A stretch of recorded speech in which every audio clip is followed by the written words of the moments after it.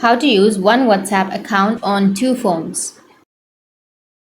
So if you want to use one WhatsApp account on two phones, then what you need to do is just take two phones. So in my case, I'm just cloning my WhatsApp application to give you an example. So simply go with your other phone or the second phone and install your WhatsApp application. Once you've installed, you just need to simply go with your device language and go with agree and continue, which is on the bottom, and you'll get this kind of interface, right? So you just need to simply go with the upper right, which has that three dots icon, and go with link as companion device. Once you go with link as companion device, now you need to open up your WhatsApp on your primary phone and go with your menu, settings, and go with linked devices and link your device. So you just need to simply open up your WhatsApp on your first phone, go with the upper right, which has that three dots, tap on linked devices and tap on link a device. And in this way, you'll be able to use one WhatsApp account on two phones. So that's it. And if you have any questions, feel free to comment below. Thanks for watching.